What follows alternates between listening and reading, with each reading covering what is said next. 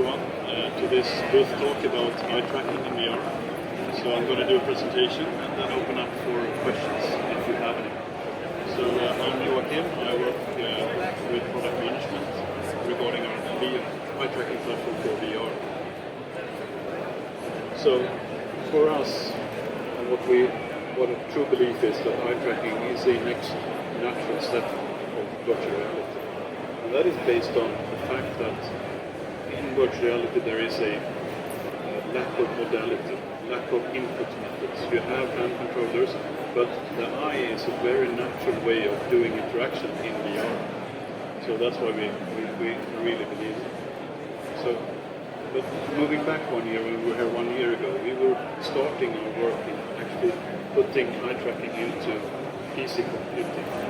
Because of the fact that the eye trackers have become much more small, they have been a bit possible to integrate into PCs, and that's why we really wanted to do a massive push. And especially in gaming, there's a lot of use cases regarding eye tracking. So we wanted to explore that and start a development program in order to urge developers to do eye tracking enablement of games.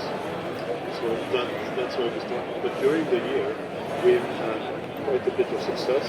So we have integrated eye trackers into gaming monitors, gaming PCs, but also into mobile phones. And for us, working on eye tracking VR is also a next step.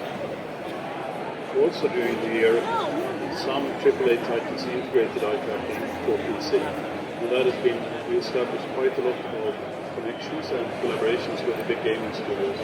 So these games are some of the examples that we've done on the PC side. It also happened during the year that some of the larger players in the marketplace actually bought competence and technology in order to focus on eye tracking. Both Facebook and Google did acquisitions during the year. And some of the trends that are also very, very important is identification, knowing who is actually using the technology and identifying them. And that can also be done using eye tracking. One also industry trend is artificial intelligence, where using the information that you have, you need to know more and more about the user in order to do machine training, machine learning on algorithms too. And eye tracking information is very, very interesting for them as well. So we've been working on our VR platform for 2 years now, and we have based that on the HTC Vive. We've worked together with Valve in order to do a retrofit of the HTC Vive, putting eye tracking inside of it. We've reached a really good state right now, so we have prototypes that we are starting and we'll be starting to make available for developers in order to start doing eye tracking enablement in games in VR as well. And that platform that we developed, we use that in order to integrate into consumer projects as we do right now. So the main use cases for eye tracking in VR that we work quite a lot on is primarily foveated rendering. Foveated rendering is where you only render in high resolution where the person is looking. In that way you can save GPU capacity. And that is a challenge in VR because of the fact that the resolution of the displays are becoming higher and higher.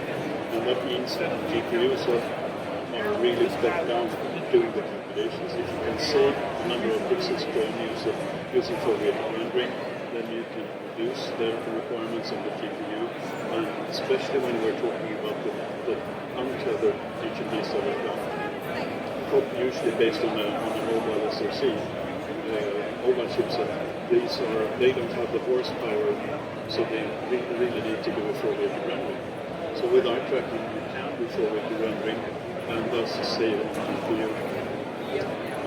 Also, by using the fact that we know exactly where the pupil is, we can also have all the content in VR is rendered as if I was looking straight ahead like this. But I'm not actually doing that all the time. I'm looking to the sides and up and down.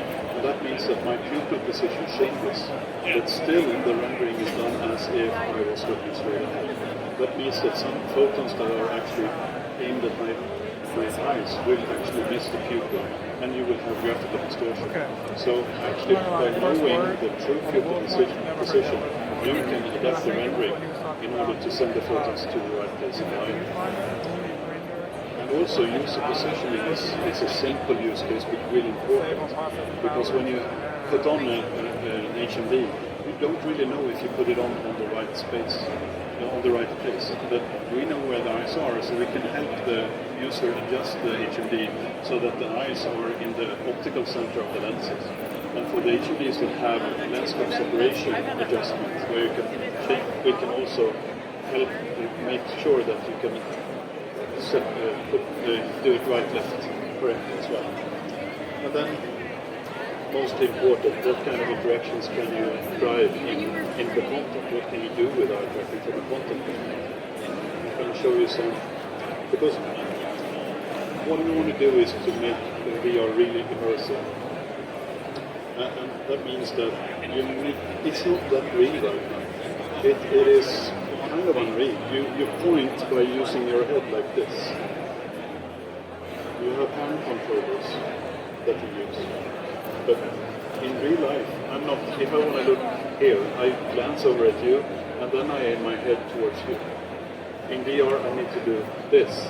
And that means that I'm not showing my intent or my interest in a good way in VR. But with eye tracking, I can show my intent by using my eyes, glancing over to the things that I'm interested in. That is important, because it's all about the user intent. With eye tracking, a game developer or a content developer can know what is the true intent of the user. Because we as humans, we look at things that we intend to interact with. And that goes for games as well. So I'm going to show you some videos of experiences that we have that we experimented with, and to show you what I'm talking about. So let's start with avatar interaction. So in a typical VR environment, an avatar looks like this. It's kind of, you have this 10,000 mile stare with no eye movement. Yeah, it looks kind of dead actually. But with eye tracking, you can have an avatar that looks like this, where you have a real representation of the eyes. And if you imagine a multiplayer avatar game where you interact with other players, you can actually see the movement of the eyes, and you can see, and it becomes much more live. And our friends at Against Gravity, they did an implementation in a game called Rec Room, where they added this to their multiplayer avatar game. It's really much fun. Teleportation is another part in VR. So in this scene you see cylinders that represent teleportation stations. And just by glancing at the teleportation station, the system knows that that's where I'm going to go. So I just look at it and I press the button and now I'm going. In VR, today in VR you usually use your hand controller to lob your way where you want to go. But why not just look at where you want to go and press it? Then we have something we call natural interaction.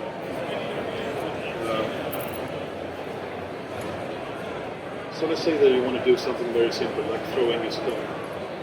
In VR, usually the only way to be successful is to use the arm in exactly the correct way in order to hit what you want to hit.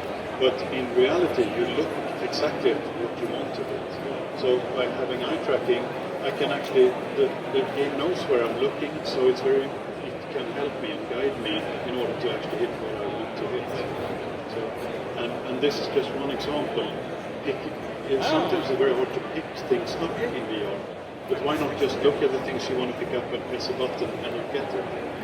Because, and of course, as a developer you can tune this so it suits, so it doesn't become unnaturally easy. But the thing is, then you can make, because what you know, what the user will be doing, then you can adapt it to make it really a good experience. The eye is very, very quick. When I move my eyes around, I can very quickly fixate on all of you here, very quickly. And if I would do this with my arm, it would be very slower. That means if you want to do rapid selection in a VR game, then and if I want to do it in VR as it is right now, I do with my head like this. I it's very, very straining on your neck because you're just aiming your head towards what you're aiming for. But by using eyes, this is a representation of that, where I actually use my eye to identify a missile. I select it and guide it back towards a drone that has fired. So the drone fired a missile at me. I select it using my eye, I release it, and it's guided back to the drone that I'm looking at. So, and this enables you to have really fast-paced gaming interactions in VR. So there's a bunch of missiles coming now. It's very easy for me to select them and guide them back. When you play this, it feels very, very, very good. So rapid selection is something that is also very, very good to use up.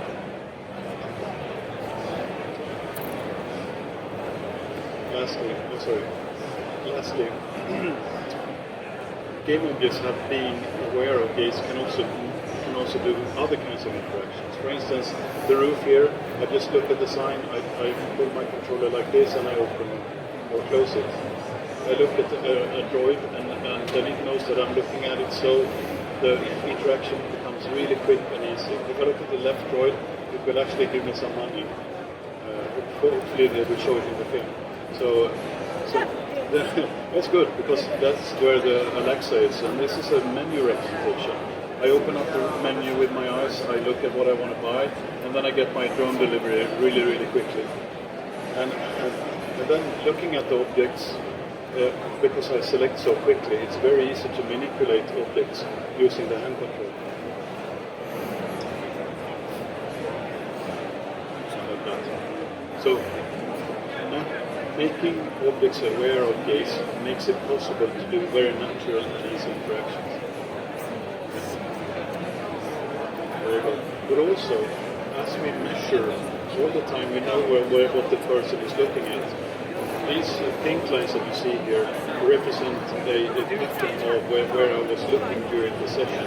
So if you're doing game design or if you're doing analysis of human behavior, you can actually see, oh, that thing over there, the gamer or the user, no gamer actually looked at that at all. So I need to maybe move that a little bit to the left. And so actually knowing what the person has looked at and draw conclusions from that is also a very, very important thing. All the gaze packets that we deliver from our system is time-stamped, so it's very easy to connect that to a frame. So our friends at Rec Room did this avatar implementation. I'm just going to show you. There's some nice piano music there, but you don't want to.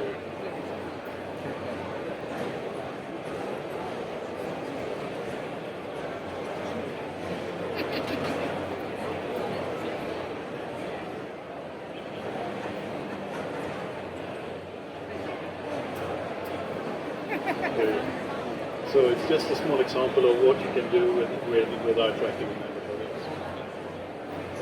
So, regarding Khronos. So as we do believe that all H&D manufacturers in the future will actually have eye tracking in it, we also believe that now is the time to start creating content for it. And we also are a firm believer and a proud member of Khronos, because of the fact that there is a need of unified open APIs that makes sure that we can get good content for multiple platforms. So we're an active part of the Khronos group, and we're working towards getting eye tracking APIs into the first version of OpenXR. So that's basically to what I wanted to talk about. So now it's open for questions. So if you have any questions, I'll happy to take them. It can be very technical or business. No, anything goes. Yes. So the question was, we're doing our prototypes with HTC and HTC. When can we see that in HTC? So we're doing this in a collaboration with Valve, and we don't have any details on a commercial introduction in an HTC product yet. but we based our prototypes on HTC Vive. So our next step now is to actually make prototypes available for game developers, so that they can start doing this on retrofitted prototypes at this point. So, but I can tell you that there are products and HMDs with our tracking that will come out hopefully in the end of this year or in the beginning of next year. But from some vendors. So that's basically the timeline, and that's really good in line probably with when we probably will start seeing the OpenXR specifications forming and being available as well. So that would be good timing. But in the meantime, we will be driving content development with select partners in order to make sure that there is some content available when the HMS come. Because it's good. Any more questions? I think that's a self-driving. How much the investment to it? Sorry? power. Sorry? The emission power of 3D tracker. Oh, so how much light do we go into that? Oh, so we have been doing eye trackers for a long time in tobii, and depending on what kind of usage you have, you have to put different amounts of light into the eye. In VR, it's very good because you have the illuminators or the LEDs very close to the eye, so we can emit at very low intensity. And there is actually safety guide and safety limits, and we're only at approximately 5% of the safety limit in our emissions. So we're very, very far away from being dangerous. But I don't have the number exactly of how much energy we're sending to that, but it's very, very low. We use near-infrared light at 850 nanometers, and they are not visible. It's so much visible for you so that means that you're not really aware of the illuminators when you're using the product. So if you want to try it, you can actually go over to our booth and try it on and see if you can see the illuminator. Yeah.